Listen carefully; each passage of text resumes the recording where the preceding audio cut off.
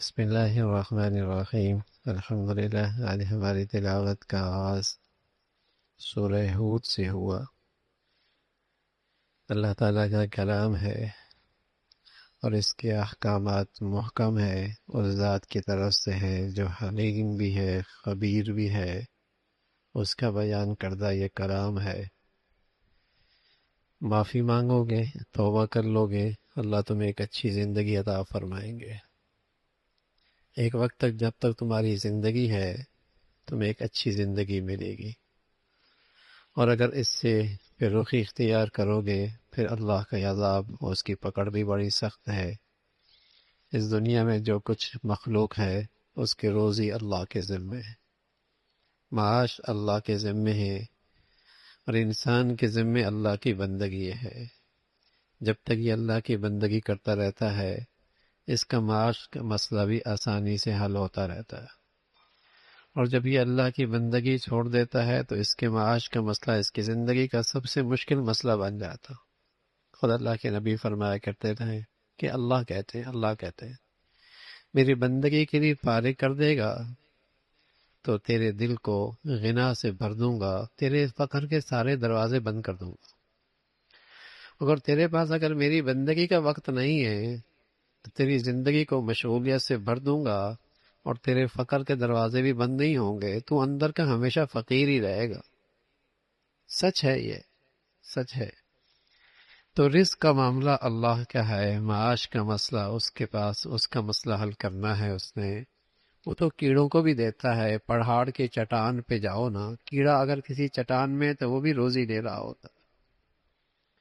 فضا میں اڑنے والے پرندوں کی روزی کا بھی انتظام کر رکھا ہے، بلوں میں رہنے والے چمٹیوں کو بھی تو غذا ملتی ہے، زمین کے اوپر رہنے والے انسان کو کیوں نہ ملے، لیکن یہ بدعمالی کرتا ہے، اپنے لیے معاش کے مسئلے میں خود رکاوٹیں کھڑی کرتا ہے۔ تو معاش کا مسئلہ اللہ کے ہے، اللہ رب العزت کی ذمہ داری ہے، اللہ تعالیٰ عطا فرماتے ہیں، اس کا تذکرہ فرمایا۔ پھر انسان کی بد مزاجی ہے، جب اسے نعمت اسے لے لی جاتی ہے تو مایوس ہو جاتا ہے، جب اسے ملتا ہے تو تکبر کرنے لگتا ہے، بجائے اس کے کہ ملے تو شکر کرے، نہ ملے تو صبر کرے، اس کی طرف رجوع کرے۔ نہیں ملتا تو مایوس ہو جاتا ہے، ملتا ہے تو تکبر کرتا ہے۔ یہ قرآن اللہ کا پیغام ہے، انسانوں کا بنایا ہوا نہیں ہے۔ اگر انسانوں کا بنایا ہو تم بھی اس جیسی صورتیں بنا کے لے آؤ نا، 10 صورتیں بنا کے لے آؤ۔ دنیا میں 2 قسم کے لوگ ہوتے ہیں، ایک وہ ہوتے ہیں جن کی زندگی کا مقصد ہی دنیا ہوتا ہے، انہیں آخرت کا خیال ہی نہیں ہوتا، ان کے ہاں زندگی کا مقصد، کیریئر کا مقصد یہ دنیا ہے، وہ ساری دوڑ دھوپ اس دنیا کی خاطر کرتے ہیں، فرمایا ان کے لیے کل کوئی حصہ نہیں ہے، کوئی نجات نہیں ہے۔ دوسرا وہی جو دنیا کے لیے بھی دوڑ دھوپ کرتے ہیں لیکن ان کی زندگی کا مقصد آخرت ہوتی ہے، وہ اپنی دنیا بھی آخرت کے لیے کرتے ہیں، دنیا بھی آخرت بنانے کے لیے کرتے ہیں، مقصد جو آخرت ہو، مقصد جو آخرت ہے اس کا تذکرہ فرمایا، ان کی کامیابی کا وعدہ ہے۔ پھر اللہ کے نبیوں کا تذکرہ ہے، حضرت نوح علیہ السلام کا تذکرہ۔ پیغام ایک ہی ہے، اللہ کے سوا کوئی معبود نہیں، اس کے سوا کوئی حاجت روا نہیں، اس کے سوا کوئی مشکل کشا نہیں، بندگی کے لائق صرف وہ ایک ذات ہے۔ پیغمبر لوگوں کو اپنا پیغام دیتا ہے، اللہ کی دعوت پہنچاتے ہیں، لیکن ساتھ یہ بھی کہتے ہیں میں تم سے لینے والا کچھ نہیں ہوں، میری تم سے کوئی دنیاوی لالچ نہیں ہے، میں تم سے کچھ لینا نہیں چاہتا، بس صرف تمہاری خیر خواہی میں تمہیں دینا چاہتا ہوں۔ قوم جب نہیں مانتی تو اللہ رب العزت نے نوح علیہ السلام کو کشتی سازی کا فن سکھایا اور اس کی رہنمائی فرمائی، ہر ضروری صنعت اس کی رہنمائی اللہ آسمانوں سے کر دے، ہر ضروری صنعت کی رہنمائی اللہ نے وحی کے ذریعے فرمائی، ہر نبی کو دی ہے۔ تو کشتی سازی کا فن بھی اللہ نے وحی کے ذریعے اپنے نبی کو دیا۔ حضرت نوح علیہ السلام کشتی بناتے ہیں، قوم گزرتی ہے، مذاق اڑاتی ہے، پانی ہے کوئی نہیں، ریت پہ کشتی چلاؤ گے، جملے کستے، مذاق کرتے، باتیں کرتے، اللہ کی پکڑ کا نظام آیا، اللہ رب العزت نے بارش بھیجی اور ایسا پانی بہایا کہ آسمان سے ایسا لگتا ہے جسے کہیں کہ اوپر سے بہنے لگا آسمان، آسمان بھی بہنے لگا، اور زمین کے اندر سے پانی ابلنے لگا، یہاں تک کہ تندوروں کے اندر جہاں آگ ہوتی ہے وہاں سے پانی نکلنے لگا، اور اس سے بچاؤ کی کوئی صورت نہیں۔ ہاں وہ جو ایمان والے تھوڑے سے کشتی پہ سوار ہو گئے، اللہ نے انہیں نجات نصیب فرما دی۔ نوح علیہ السلام کا اپنا بیٹا بھی ایمان نہیں لاتا۔ نوح علیہ السلام نے فرمایا آؤ کشتی پہ آ جاؤ، تو وہ تو کہنے لگے میں پہاڑ کی چوٹی پہ ہوں، بچ جاؤں گا، لیکن وہ غرق ہونا تھا، غرق ہو گیا۔ نوح علیہ السلام نے اللہ سے اس کی درخواست کی، فرمایا نہ، اس سے تمہارا کوئی رشتہ ناتا نہیں ہے۔ کفر اور اسلام کا آپس میں کیا رشتہ ناتا ہے؟ کفر اسلام میں آپس میں کوئی رشتہ ناتا نہیں ہوتا، اس کے لیے دعا نہ کریں گے۔ حضرت نوح علیہ السلام سمجھ گئے، اللہ کی طرف رجوع فرمایا۔ پھر قوم عاد کا تذکرہ ہے، حضرت ہود علیہ السلام آئے، انہوں نے اللہ کی وحدانیت کی بات کی، اور قوم کو کہا معافی مانگو اللہ سے، استغفار کرو گے، استغفار کا ایک تو بہت بڑا اللہ معاف فرما دیں گے، ایک بڑا فائدہ یہ کہ تمہاری صحتیں بھی اچھی ہو جائیں گی۔ سبحان اللہ۔ یعنی کچھ اعمال ایسے ہوتے ہیں جن کے ثمرات اس دنیا کے اندر بھی ہوتے ہیں، اس کے نتائج اس دنیا کے اندر بھی آتے ہیں، اس کے میٹھے پھل اس دنیا کے اندر بھی ملتے ہیں۔ فرمایا استغفار کرو گے صحت اچھی ہو جائے گی، توانائی آئے گی، طاقت آئے گی۔ وہ ذات کہہ رہی ہے جس ذات نے طاقت دینی ہے، وہ جس چیز میں مرضی سے طاقت رکھ دے، جس چیز میں مرضی صحت رکھ دے، اسی کا تذکرہ فرمایا۔ قوم سمود کا تذکرہ ہے، صالح علیہ السلام نے انہیں بھی سمجھایا، اونٹنی کی شکل میں انہیں معجزہ ملا، لیکن قوم نے اس کی نہ قدری کی، اللہ کی پکڑ اس قوم پر آئی۔ قوم کہنے لگی صالح سے، صالح ہمیں تم سے بڑی امید تھی کہ تیری وجہ سے قوم کی ترقی ہوگی، تو کس چکر میں پڑ گیا ہے اور تم ہمیں اپنے معبودوں سے روک رہا ہے؟ ہم تو یہ سمجھے تھے کہ تو ہمیں اپنی قوم کے بڑا نام روشن کرے گا، تو کس رخ پہ چل پڑا ہے؟ اللہ نے اس قوم کو ہلاک کیا۔ حضرت ابراہیم علیہ السلام کے پاس اللہ کے فرشتے آئے، انسانی شکل میں آئے۔ حضرت ابراہیم علیہ السلام انتہائی درجے کے میزبان تھے، بہت ہی مہمان نواز تھے۔ جیسے مہمان اجنبی آئے تو فوراً ان کے لیے کھانے کا انتظام کیا، بچھڑا بنا کے لے آئے۔ فرشتے ہیں تو انسانی شکل میں، لیکن ہیں تو فرشتے، وہ تو ہاتھ ہی نہیں بڑھا رہے۔ اس زمانے کا رواج تھا کہ جو کسی کے گھر کا نمک کھا جاتا تو اطمینان ہوتا کہ یہ نقصان نہیں پہنچائے گا، جو کسی کا نمک کھا لیتا تو یقین ہوتا کہ اب یہ اس گھر والے کو نقصان نہیں پہنچاتا، لیکن اب تو جو نمک زیادہ کھاتا ہے وہ زیادہ ہی نقصان پہنچاتا۔ ہاں، تو اس زمانے کے اندر جو نمک کھا زیادہ اطمینان ہوتا کہ یہ نقصان نہیں پہنچائے گا، لیکن جب یہ نمک نہیں کھا رہے تو تھوڑا سا خوف محسوس کیا، اجنبی لوگ ہیں کیوں آ گئے، تو انہوں نے تسلی دی، حوصلہ رکھی، ہم اللہ کے فرشتے، ہم نہ کھاتے ہیں نہ پیتے ہیں، ہم تو آپ کو آپ کے بیٹے کی خوشخبری دینے کے لیے آئے ہیں کہ اللہ آپ کو بیٹا دینے والا ہے۔ ابراہیم علیہ السلام کی عمر 100 سال کے قریب ہے، بیوی بوڑھی ہے، بیوی نے زور سے یوں ہاتھ مارا، بیٹا، ہمارا بیٹا اس عمر میں کیسے ہوگا؟ فرمایا اللہ کے تیرے گھر پہ، تمہارے گھر پہ خاص مہربانی ہے، تمہارے گھر پہ اللہ کا خاص کرم ہے، اللہ اپنی قدرت سے دے گا، بیٹا بھی دے گا، اور پھر بیٹوں کے بعد پوتا بھی آئے گا، اور پوتا یعقوب علیہ السلام، اور پھر اس پوتے سے بے شمار نبی آئیں گے۔ تو اللہ رب العزت اپنی قدرت والے ہیں، اور ساتھ ساتھ وہ فرشتے کہنے لگے کہ بیٹے کی خوشخبری بھی دینے آئے ہیں، اور ہم آئے ہیں قوم لوط پر عذاب لے کر۔ حضرت ابراہیم علیہ السلام فرمانے لگے وہاں تو ایک اللہ کا نیک بندہ بھی ہے، حضرت لوط بھی ہیں۔ فرمایا ہاں، اللہ نے اس قوم کی ہلاکت کا فیصلہ فرمایا۔ جب قوم لوط کے پاس انسانی شکل میں گئے، تھے بھی بڑے خوبصورت، لیکن وہ قوم انتہا درجے کی بے حیا تھی، انتہا درجے کی ہم جنسی کے مرض میں مبتلا تھی۔ اس نے دیکھا نوجوان ہیں، دوڑے گندگی کے ساتھ، گندے جذبات کے ساتھ ان کے قریب ہونے لگے۔ لوط علیہ السلام نے فرمایا اللہ کو مانو، میرے مہمان ہیں، مجھے شرمندہ نہ کرو۔ تو بہت ہی تنگ دل ہوئے، تکلیف محسوس کی کہ میرے مہمانوں کے سامنے مجھے شرمندہ کیا جا رہا ہے۔ فرشتوں نے کہا آپ نہ گھبرائیں، ہم اللہ کے فرشتے ہیں، یہ ہمارے قریب نہیں آ سکتے۔ آپ رات کو یہاں سے نکلے، اس قوم کی ہلاکت کا فیصلہ ہے، ہاں آپ کی بیوی ایمان نہیں لائی وہ بھی ہلاک ہو جائے گی،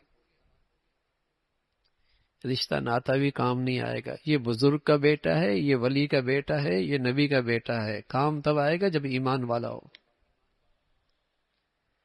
یہ نسبتیں اسی وقت قیمتی ہیں، یہ سید تبھی سید ہوگا جب سیدوں والے کام بھی کرے گا، کام تو کرے گا، ناچنے گانے والے ہیں وہ کام تو کرے گا، شرابی کبابی تو پھر یہ نسبتیں بھی کام نہیں آتی۔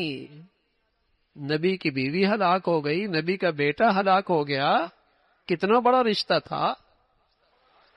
تو یہ نسبتیں اسی وقت کام آتی ہیں جب کام بھی ایمان والے ہوں، جب کام زندگی بھی ویسی ہو۔ اللہ رب العزت نے اس قوم کو ہلاک کیا، اوپر اٹھایا، زمین پہ پٹخ دیا، اور اوپر سے پتھروں کی بارش کی، اور ہر پتھر نشان زدہ تھا، کس کو لگنا ہے، ہر پتھر پہ نشان موجود تھا۔ اس قوم کی ہلاکت کا تذکرہ ہے۔ جرم کیا تھا؟ بے حیا قوم تھا۔ آج دنیا کی جانور نما انسانوں کے ہاں تو یہ قوانین بن گئے ہیں، اس کی اجازت ہے، ہم جنس پرستی کی اجازت ہے، ان کے پارلیمنٹوں میں قانون پاس ہوتے ہیں، جانور نما انسانوں کے ہاں تو یہ چیزیں اب سب جائز ہو گئی، اور اللہ کا غضب اس سے نازل ہوتا ہے۔ قوم مدین کا تذکرہ ہے، حضرت شعیب علیہ السلام نے اپنی قوم کو نیکی کی دعوت دی اور نیک ناپ تول میں کمی نہ کرنے کی تلقین کی، پورا پورا حق دینے کا نصیحت کی۔ قوم نے فرمایا تم بڑے نیک آ گئے ہو، اب تک تو ہم تم نماز کی بات کرتے تھے، اب تو ہمارے معاملات میں دخل اندازی دینے لگے ہو۔ نماز کی بات تک تو عبادت تو ٹھیک تھی، لیکن یہ معاملات تو ہماری اپنی مرضی سے ہوگا۔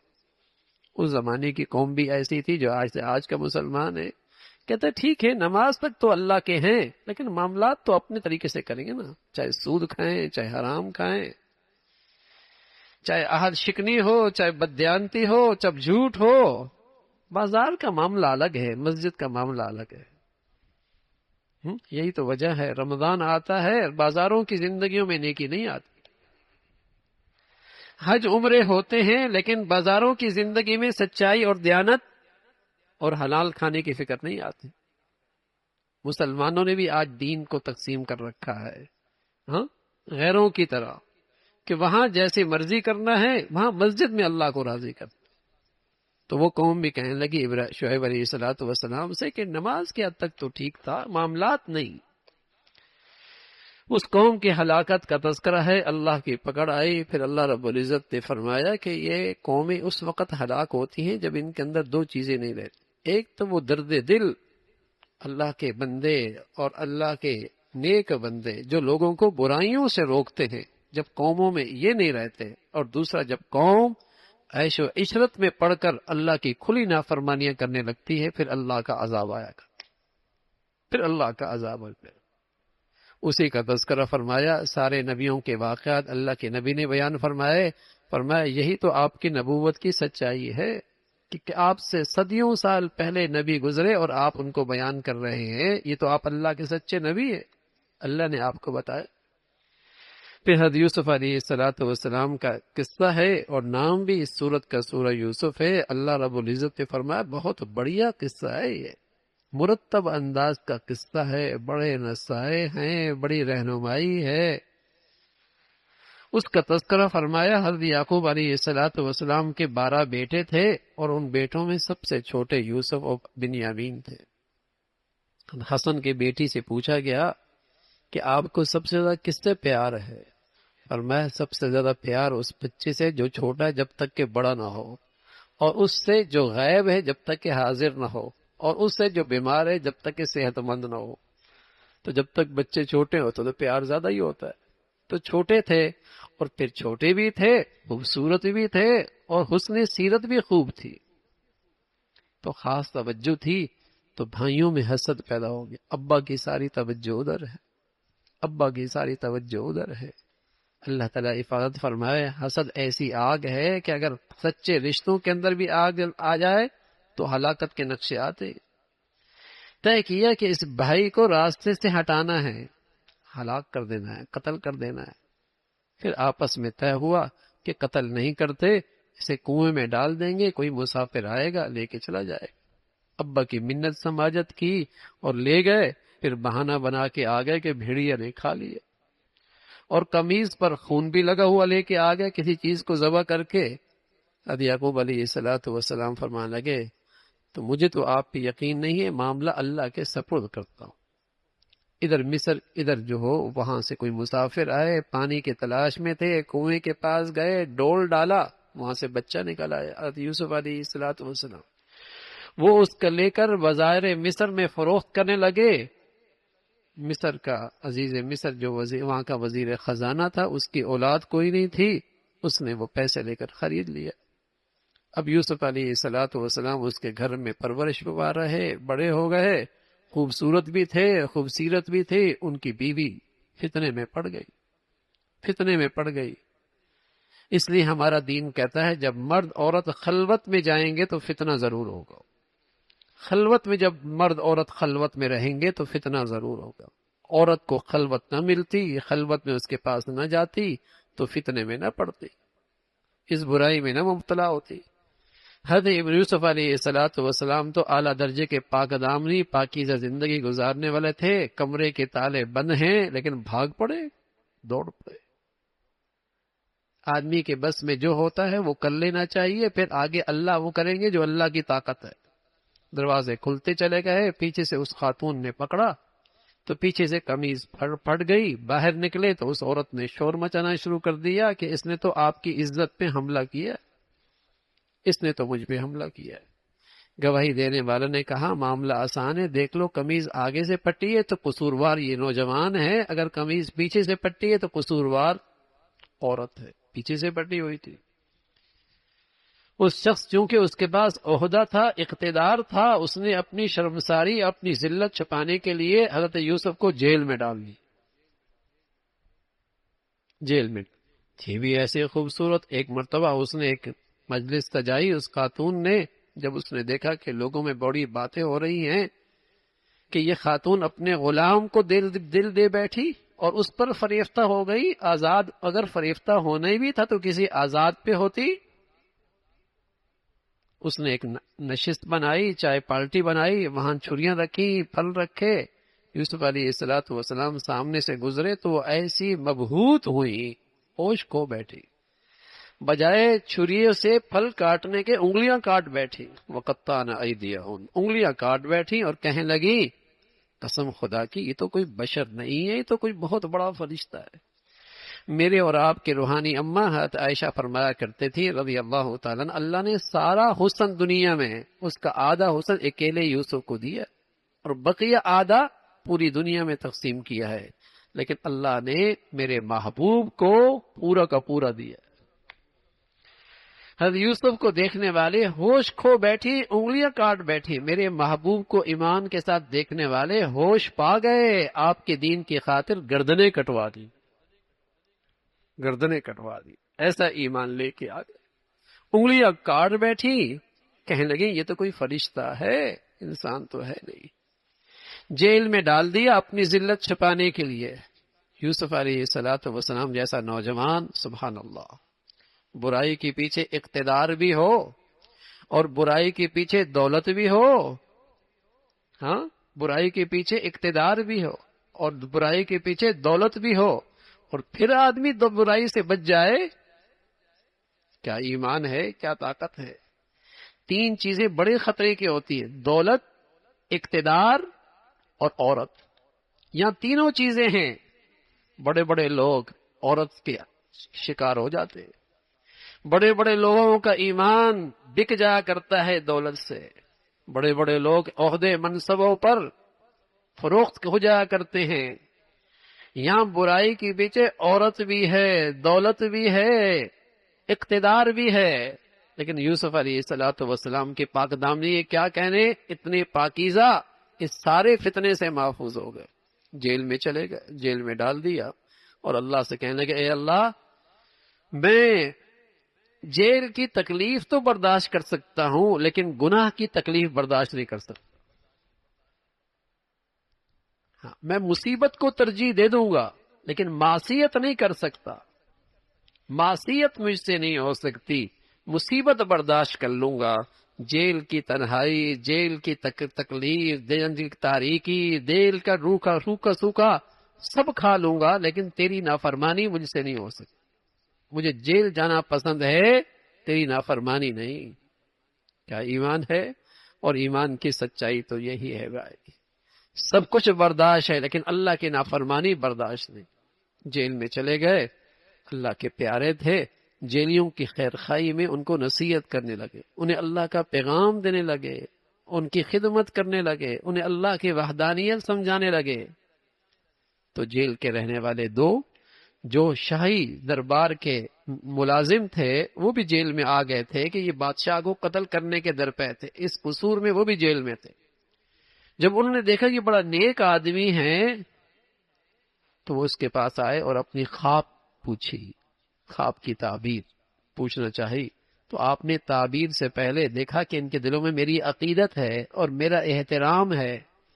ایک تو یہ ہوتا ہے کہ آدمی اپنی عقیدت اور احترام کو اپنی ذات کے لیے کیش کرے، یہ چھوٹی سوچ ہے، اور ایک یہ ہے کہ اپنی عقیدت اور احترام کو اللہ کے دین کے لیے کیش کرے، یہ نبیوں کی سوچ ہے، یہ نبیوں کا انداز ہے۔ جب دیکھا کہ اس کے دل میں میری عقیدت اور احترام ہے تو کیوں نہ ہو انہیں اللہ کا پیغام دینا، اللہ کی بات سمجھا دے، اللہ کا پیغام سمجھا دے۔ پیغام دیا اور پھر خواب کی تعبیر بھی بتائی، ایک آزاد ہوگا اور ایک کو پھانسی ہو جائے گی، ایک کو سولی پہ لٹکایا جائے گا، تعبیر بھی بتا دی۔ اب جس کو سولی کی بات آئی کہنے لگے مجھے ایسے ہی کہہ رہے تھے، خواب واب تو کوئی نہیں تھی۔ فرمایا ایسے ہی کہہ رہے تھے لیکن ہونا اب ایسا ہی ہے، اب ہونا ایسا ہی ہے۔ جو آزاد ہوا وہ تو آزاد ہو گیا۔ پھر وقت کے بادشاہ کو، عزیز مصر کو خواب آئی۔ کیا خواب دیکھتے ہیں؟ 7 گائیں ہیں، فربا ہیں، اور 7 گائیں ہیں کمزور ہیں، 7 بالیاں ہیں اس میں دانے ہیں، اور 7 بالیاں ہیں وہ خشک ہیں۔ کہ خواب دیکھتے۔ اب اس نے خواب کی تعبیر پوچھی تو کسی کو نہ آئے۔ وہ جو ملازم تھا جو جیل سے رہا ہوا تھا اسے یوسف علیہ السلام یاد آ گئے، حالانکہ انہوں نے کہا تھا کہ میرا بھی تذکرہ کر دینا کہ ایک آدمی بے قصور پڑا ہوا ہے، لیکن وہ بھول ہی گیا۔ اب یاد آیا، اب وہ واپس اس عزیز مصر سے کہنے لگا ایک شخص جیل میں ہے، مجھے بھیجو، میں تمہاری خواب کی تعبیر لے کے آتا ہوں۔ پیغمبر انسانیت کے بڑے خیر خواہ ہوتے، تانا نہیں دیا، برا نہیں منایا کہ اپنی بات تھی آ گئے، اور جب ہماری بات تھی ہمیں بھول گئے۔ خواب کی تعبیر بھی بتائی اور ساتھ ساتھ آنے والی قحط سے بچنے کی تدبیر بھی بتائی۔ خواب کی تعبیر بھی بتائی کہ قحط آنے والا ہے، اور اس قحط سے بچنے کی تدبیر بھی بتائی کہ پہلے 7 سال کے اندر تمہارا خوب غلہ ہوگا تو اس غلے کو خوشوں میں رہنے دینا، ورنہ باہر نکالو گے تو کیڑا لگ جائے گا، اندر ہی رہنے دینا۔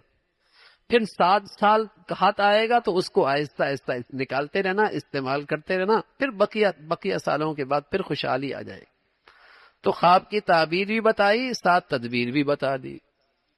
وقت کے حاکم کو جب پتہ لگا اس کے دل میں بڑا احترام آیا کہ بڑا آدمی ہے اور بے قصور جیل میں پڑا ہے، چلو اسے رہا کر دو۔ اب جب بات رہائی کی آئی تو یوسف علیہ السلام نے انکار کر دیا کہ اب میں نے رہا نہیں ہونا، جب تک ان عورتوں کو بلا کر ان سے نہ پوچھا جائے کہ قصور کس کا ہے۔ اس لیے کہ یوسف علیہ السلام نے باہر نکل کر دین کی خدمت کا کام کرنا تھا، دین کی دعوت دینی تھی، اور دائی کے لیے ضروری ہے کہ اس کا کردار بڑا صاف ستھرا ہو۔ کئی لوگ ایسا نہ کہیں کہ تھا تو مجرم، اور خیر تھا تو مجرم، ترس کھا کے اسے رہا کیا گیا ہے۔ تو اپنا کردار واضح کرنے کے لیے کہا نہیں، پہلے ان عورتوں کو بلاؤ، ان سے پوچھو قصور کس کا ہے۔ ان کو بلایا گیا، سب نے اقرار کیا، اعتراف کیا کہ ہم نے بڑا پھسلایا، بڑا بلایا، بڑا متوجہ کیا، لیکن یہ تو بڑا ہی پاک دامن ہے، بڑا ہی پاکیزہ زندگی گزارنے والے ہیں۔ حضرت یوسف علیہ السلام فرمانے لگے یہ میں نے اپنے بڑائی کے اظہار کے لیے نہیں کیا، یہ تو میں نے اس لیے کیا کہ میں نے اپنے محسن کی خیانت نہیں کی، جس نے مجھے اپنے گھر میں ٹھہرایا تھا اس کے گھر میں خیانت نہیں کی، یا جو محسنوں کا محسن ہے اللہ کریم، جس کی نعمتوں کی کوئی حد نہیں ہے، اس کی نعمتوں میں نے خیانت نہیں کی ہے، اس لیے میں نے اس کا اظہار کیا۔ اللہ تعالی عمل کی توفیق نصیب فرمائے۔ سبحانک اللہم و بحمدک، نشہد ان لا الہ الا اللہ، نستغفرک و نتوب الیک۔ بسم اللہ الرحمن الرحیم الحمدللہ۔ آج ہماری تلاوت کا آغاز 13ویں پارے سے ہوا۔ حضرت یوسف علیہ السلام نے اپنی پاک دامنی کا اظہار کروایا، اس خیال سے کہ اگلی زندگی کے اندر اللہ کے دین کی دعوت میں کوئی حرف نہ آئے، کوئی اعتراض نہ کرے۔ آپ جیل میں تھے، آپ کنویں میں تھے، آپ بڑی آزمائشوں سے گزر کر عزیز مصر کے پاس گھر میں پہنچے، پھر آپ مصر کی سلطنت پہ بیٹھے اور آپ کو اللہ رب العزت نے ظاہری باطنی ہر قسم کی نعمتوں سے نوازا۔ کچھ عرصے کے بعد آپ کے بھائی مصر آئے غلہ لینے کے لیے۔ آپ تو پہچان گئے، بھائی نہ پہچان سکے۔ آپ نے غلہ بھی دیا اور اپنے خادموں سے کہہ دیا کہ ان کی جو پونجی ہے، غلے کی جو قیمت ہے، وہ بھی واپس غلے ہی میں رکھ دو تاکہ جلدی واپس آئیں۔ اور ساتھ یہ بھی پوچھا تمہارا کوئی بھائی ہے؟ بتایا ہاں ایک بھائی بنیامین ہے۔ فرمایا آئندہ اگر اسے لاؤ گے تو غلہ ملے گا، ورنہ غلہ کوئی نہیں ملنا۔ بھائی گئے، غلہ بھی ملا، سامان کھولا تو رقم بھی واپس ملی۔ خوشی کا اظہار کیا، ابا سے اصرار کیا کہ اب بنیامین کو ہمارے ساتھ بھیجو۔ فرمایا کیسے تم پہ اعتماد کروں؟ تم پہلے اپنے ایک بھائی کو کھو بیٹھے ہو۔ کہنے لگے عہد کرتے ہیں آپ سے، اب ایسی آپ کو کوئی تکلیف نہیں آئے گی۔ یوسف علیہ السلام کے بھائی دوبارہ آئے، تدبیر کی اپنے اس چھوٹے بھائی کو بنیامین کو اپنے پاس رکھنے کی۔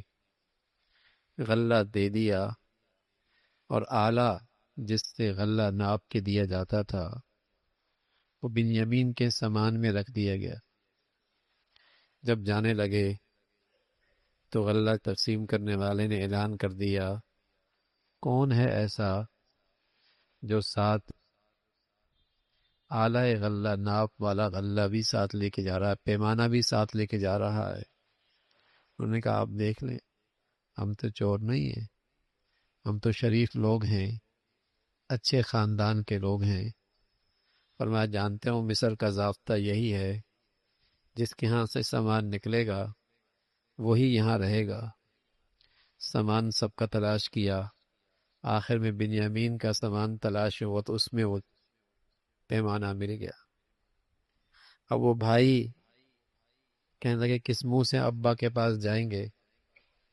بڑے بھائی نے تو بہت اصرار کیا، بڑے جتن کیے، آخرکار کچھ بھائی چلے گئے، ایک بھائی بڑا بھائی نہیں گیا۔ ابا کے پاس گئے، ابا کو تو ویسی ایک حضرت یوسف علیہ السلام کی ایک تکلیف تھی ہی، محبت بھی تھی، اور پھر جو خواب تھی اس خواب کی تعبیر کو حضرت یعقوب سمجھتے تھے کہ حضرت یوسف کو بہت بڑا مرتبہ ملنے والا ہے۔ تو رو رو کر آنکھوں کی بینائی بھی چلی گئی، لیکن کہا کرتے تھے میں اللہ کی رحمت سے مایوس نہیں ہوں، میں اسی کی طرف رجوع کرتا ہوں۔ اللہ کی رحمت سے تو وہی لوگ مایوس ہوتے ہیں جو اللہ کو نہیں پہچانتے۔ بیٹوں سے کہا جاؤ تلاش کرو۔ بھائی پھر نکلے، پھر مصر کی طرف آئے۔ پتا تھا بنیامین تو کم از کم یہاں ہے نا، اس کو تو واپس لے آئے۔ کچھ تھوڑی سی رقم، گھر کے حالات، ابا کے حالات بتائے، اور ساتھ ساتھ بنیامین کی بھی درخواست کی۔ اب حضرت یوسف علیہ السلام فرمانے لگے تم یوسف کو بھی جانتے ہو؟ ان کی آنکھیں کھلی، عزیز مصر ہے، کہاں کنویں میں ڈالا ہے اور کہاں سالہ سال گزر گئے ہیں، اس شخص کی زبان سے یوسف کا نام کیسے ہوا؟ یوں دیکھا، کہنے لگے انت یوسف، کہ اب یوسف تو نہیں ہے؟ قال انا یوسف ھذا اخی، ہاں میں یوسف ہوں، یہ میرا بھائی بنیامین۔ یہ دونوں بھائی ماں شریک تھے، باقی سارے بھائی باپ شریک تھے۔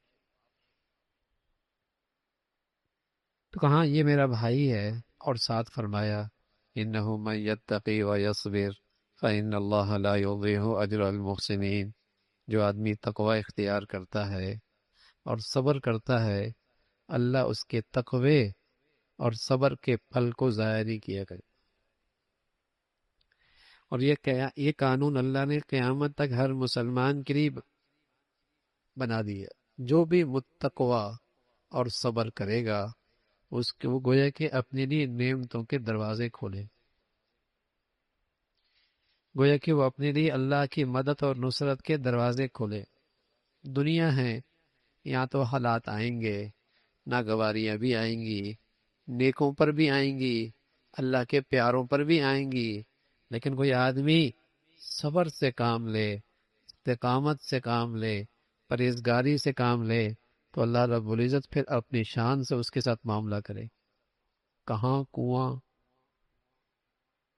اور کہاں جیل کی تاریکی، کہاں دولت اور اسٹیٹس اور عورت کا فتنہ، اور کس طرح اپنے بھائیوں کے ساتھ حسن سلوک، اور کس طرح ان پر احسانات،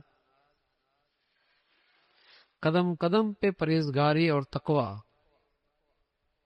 پھر اللہ رب العزت نے ظاہری باطنی دنیاوی اخروی اعلیٰ درجے کی نعمتوں سے نواز۔ جو بھی متقی اور تقوی اختیار کرے گا اور صبر سے کام لے گا، اللہ رب العزت اس کی بڑی قدردانی کرے گا۔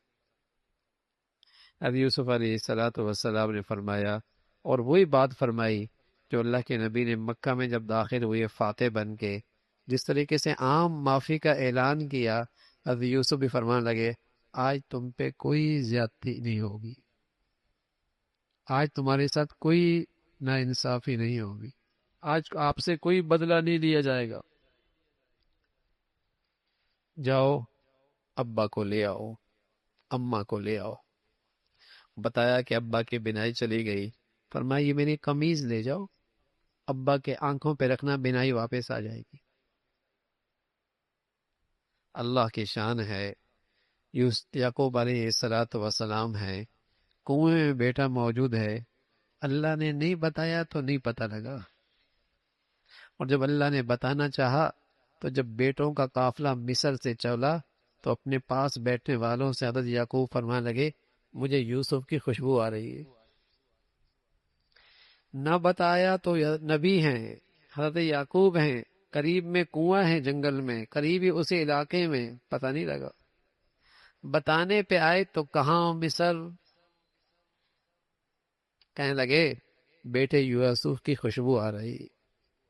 قافلہ واپس گیا، قمیض آنکھوں پہ رکھی، بینائی واپس آ گئی، ابا کو ساتھ لے آئے، اماں کو ساتھ لے آئے۔ حضرت یوسف علیہ السلام نے اپنے بھائیوں کا، اپنے والدین کا استقبال کیا، جیسی تخت پر پہنچے سب سجدے میں گر جائے۔ تو یوسف علیہ السلام فرمایا ابا جان یہی اس خواب کی تعبیر ہے، سورج اور چاند اور 12 ستارے سجدہ کریں، یہی اس خواب کی تعبیر ہے۔ پہلی شریعتوں میں سجدہ تعظیمی ہوا کرتا، جیسے السلام علیکم ہمارا ہے، ہمیں اللہ نے اس سجدہ تعظیمی کے بدلے میں سلام جیسی دولت دی ہے۔ السلام علیکم، جب ملاقات کرتے ہیں تو السلام علیکم، گڈ مارننگ نہیں بھائی، السلام علیکم۔ مسلمانوں کو آج اپنی روایات بھی بھول گئی، اپنی تہذیب بھی بھولتے چلے جا رہے ہیں، اپنی شاعر بھی بھولتے چلے جائیں گے۔ السلام علیکم کیا خوبصورت الفاظ ہیں، تمہیں اللہ سلامتی دے دے، اور تھوڑا سا اس کو بڑھا دے ورحمت اللہ وبرکاتہ، اللہ تجھے رحمتیں دے، برکتیں دے۔ کون سی گھڑی اللہ کے یہاں قبولیت کی ہے؟ اگر شوہر اپنے بیوی کے حق میں یہ سلام کی دعا دے دے، یا بیوی اپنے شوہر کو یہ سلامتی کی دعا دے دے اور اللہ کے یہاں قبول ہو جائے، کام پورا ہو جائے۔ ایسی زبردست دعا ہے۔ تو اس زمانے میں سجدہ تعظیمی ہوا کرتا تھا، سلام کے بدلے میں تعظیمی سجدہ. لیکن اللہ کے نبی بھی آخری ہیں اور ساری انسانیت کے لیے ہیں، اور آپ کی نبوت بھی قیامت تک کے لیے ہے. اللہ رب العزت نے ان تمام راستوں کو بھی حرام قرار دیا اس شریعت میں جن راستوں سے شرک آ سکتا تھا، جن راستوں سے شرک آ سکتا تھا ان تمام راستوں کو بھی حرام قرار دیا. اب ہماری نبی کی شریعت کے اندر سجدہ تعظیمی ہو، وہ سجدہ عبادت کا ہو، وہ تو تمام شریعتوں میں حرام ہے، لیکن ہماری شریعت میں سجدہ تعظیمی بھی حرام. کسی کے سامنے سجدہ ریز ہو جانا، تعظیم کے لیے سجدہ کرنا، قبر کا کرنا، آگ کے سامنے کرنا، درخت کے سامنے کرنا، انسان کے سامنے کرنا، تعظیم کا سجدہ، عبادت کا سجدہ ہماری شریعت میں حرام. پہلے شریعت میں اس کو نہیں. اسی طرح ہماری شریعتوں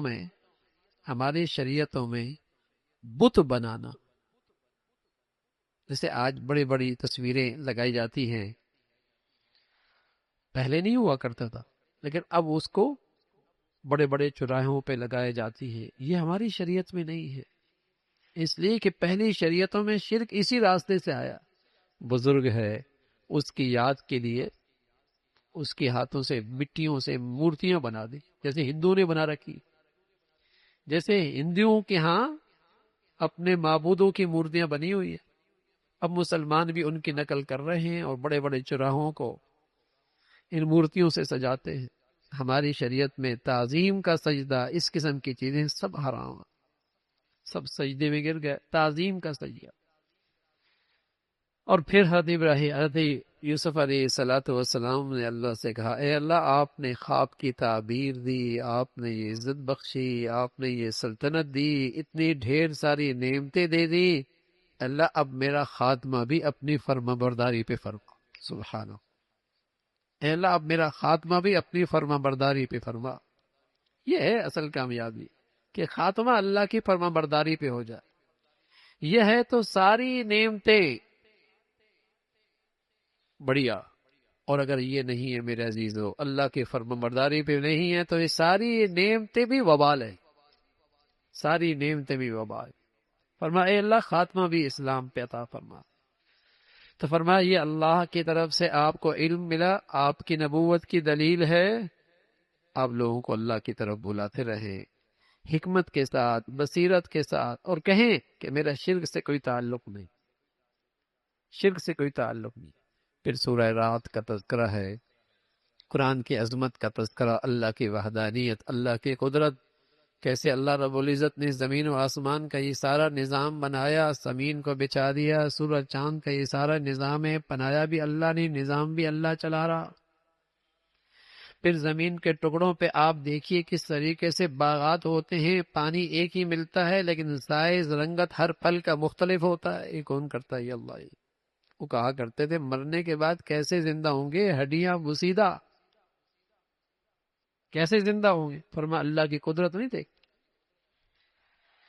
وہ عذاب کو جلدی مانگتے ہیں، اگر ہم غلط ہیں تو عذاب کیوں نہیں آتا؟ فرما یہی انداز پہلی قوموں کا بھی رہا ہے. اللہ بڑی قدرت والے ہیں، اللہ بڑے علم والے ہیں، وہی جانتے ہیں ماں کے پیٹ میں کیا ہے، کتنے دن کا حمل ہے، کیا اس کی کیفیت ہے، اللہ ہی جانتی. ہر چیز اللہ کی بڑائی، اللہ کی تسبیح کرتی ہے اور اسی کے سامنے سجدہ ریز ہوتی ہے. باطل آپ کو ابھرتا ہوا نظر آتا ہے، لیکن باطل مٹ جانے والا، اور حق جس میں اللہ نے نفع رکھا ہے، زمین پہ ٹھہراؤ اسی کو ہے. پھر اللہ رب العزت نے عقل مند لوگوں کی صفات کا ذکر فرمایا، جو اللہ کے نیک بندے، ان کی صفات کا تذکرہ فرمایا. وہ عہد کو پورا کرتے ہیں اور ان رشتوں کو جوڑتے ہیں جن رشتوں کو اللہ نے جوڑنے کا حکم دیا ہے. وہ اللہ کو راضی کرنے کے لیے صبر کرتے ہیں، نماز کا اہتمام کیا کرو، اللہ کا دیا ہوا مال اللہ کے راستے میں خرچ کرتے ہیں، برائی کا بدلہ بھی انصاف اور اچھائی کے ساتھ دیتے ہیں. اور اس کے مقابلے میں اللہ کے مجرم لوگ، فرمایا جن رشتوں کو اللہ نے جوڑنے کا حکم دیا قطع تعلق کرتے، عہد شکنی کرتے ہیں، زمین میں فساد مچاتے ہیں۔ رزاق اللہ ہے، اپنے حکمت سے کسی کا بڑھا دیتا ہے، کسی کا کم کر دیتا ہے۔ رزاق اللہ، جو اللہ کی یاد میں رہتا ہے، اللہ اسے اطمینان قلب نصیب فرماتا ہے، دل کا سکون نصیب فرماتا ہے، اسی کا تذکرہ فرمایا۔ پھر اللہ کے حبیب کو تسلی ہے کہ رسولوں کے ساتھ ایسے ہی ان کے قوموں نے استہزاء کیا اور انہوں کا انکار کیا، اللہ نے مہلت دی، پھر اللہ نے پکڑا۔ پھر ہر نبی کی اولاد بھی ہے، بیوی بچے بھی ہیں۔ وہ کہا کرتے تھے اگر آپ اللہ کے رسول ہیں تو آپ کے بچے کیوں ہیں، آپ کی بیوی کیوں ہیں، آپ کے پاس بشری تقاضے کیوں ہیں؟ فرمایا ہر نبی، ہر رسول اس کے ساتھ ایسا ہی رہا ہے، اور جو بھی رسول آیا ہے وہ مرد آیا ہے، عورت تو کبھی نبوت اور رسالت نہیں ملی۔ اسی کا تذکرہ فرمایا۔ پھر سورہ ابراہیم ہے، ابراہیم علیہ السلام کا تذکرہ ہے۔ ابتدا میں قرآن کا تذکرہ، اللہ نے قرآن بھیجا ہے تاکہ لوگوں کو اندھیروں سے نکال کر ہدایت کی روشنی کی طرف لے کے آئے، اسی کا تذکرہ فرمایا۔ پھر فرمایا اللہ کی نعمتوں پہ شکر کرو گے اور ان نعمتوں میں اللہ کو راضی کرو گے، اللہ نعمتوں میں اضافہ فرما دیں گے۔ نہ شکری کرو گے، اللہ نعمتیں چھین لیں گے، اس کا تذکرہ فرمایا۔ اور پھر فرمایا کہ شیطان ہے، یہ شیطان کل قیامت میں اقرار کرے گا، اعتراف کرے گا کہ میرا تو صرف وسوسہ ڈالنا تھا، اور میرا کام صرف وسوسہ ڈالنا تھا، باقی گمراہی میں تو تم خود مبتلا ہوئی، برائی کا ارتکاب تو تم نے خود کیا۔ پھر فرمایا کلمہ طیبہ کی مثال اس درخت کی ہیں جس کی جڑیں مضبوط ہوں۔ ایمان کی مثال کلمہ طیبہ، درخت ایسے درخت کی طرح ہیں جو پاکیزہ درخت ہے، جس کی جڑیں مضبوط ہیں، پھل شاندار لاتا ہے۔ ایسے ایمان جب دلوں میں پیوست ہو جاتا ہے تو اس ایمان سے نکلنے والی زندگی کا پھل بھی بڑا میٹھا ہوتا ہے، اس کا ثمرہ بھی بہت میٹھا ہوتا ہے۔ اور کلمہ خبیثہ، کفر، اس کی مثال ایسے درخت کی سی ہے جس کی بنیادیں زمین پر نہیں، پھل بھی کوئی نہیں۔ پھر اللہ کی بڑائی، اللہ کی عظمت کا تذکرہ ہے، اور خاص طور پہ ابراہیم علیہ السلام کا تذکرہ۔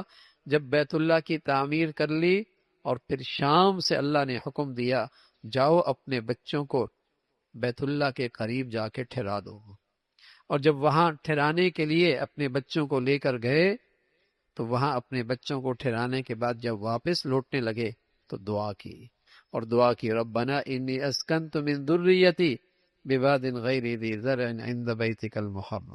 آپ تھی اور آپ کی اہلیہ تھی، حضرت ہاجرہ، چھوٹا سا بچہ تھا اسماعیل، کچھ مشکیزے میں پانی تھا، کچھ تھیلے میں کھجوری تھی، یہ چھوڑ کر اللہ کے حکم پر اس جنگل بیابان میں چھوڑ کے آ رہے۔ اہلیہ نے پوچھا کیوں چھوڑ کے جا رہے؟ خاموش، حکم تھا کہ جواب نہیں دے۔ دوبارہ اس نے پوچھا کیوں چھوڑ کے جا رہے؟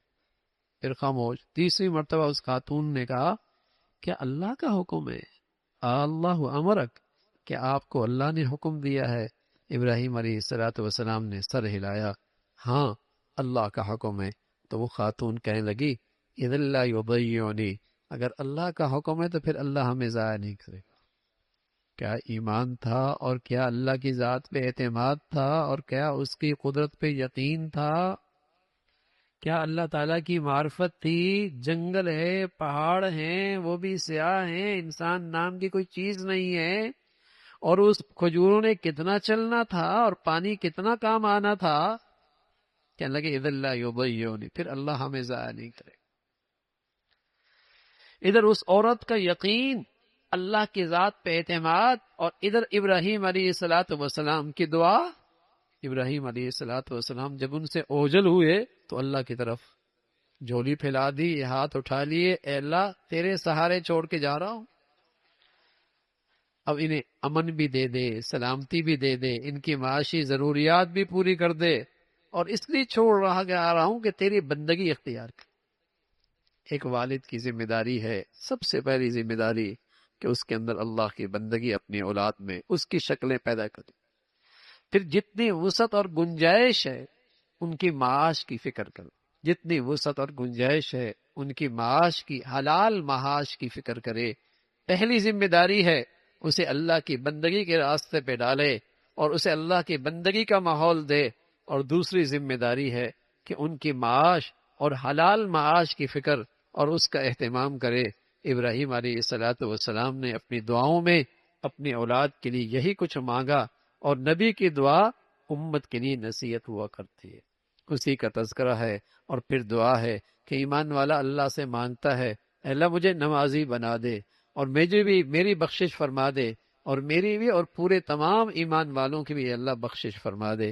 اس کا تذکرہ، پھر قیامت کا تذکرہ، اور اللہ کی عذاب کی باتیں، کس طریقے سے اللہ رب العزت ظالموں کو مہلت دیتا ہے، ڈھیل دیتا ہے، لیکن اللہ ظالموں سے غافل نہیں ہے، اللہ ان کی پکڑ فرمائیں گے۔ جو اللہ نے وعدہ کیا ہے وہ پورا ہو کے رہنا ہے، یہ اللہ کی طرف سے پیغام ہے۔ اور جو عقل مند لوگ ہیں وہ اللہ کی ان نشانیوں سے اور ان وعیدوں سے نصیحت حاصل کیا کرتے ہیں، یہی ان کی عقل مندی کی نشانی ہے۔ سبحانک اللہم و بحمدک، نشہد ان لا الہ الا اللہ، نستغفرک و نتوب الیک۔ یہاں اعتکاف ہوگا، اور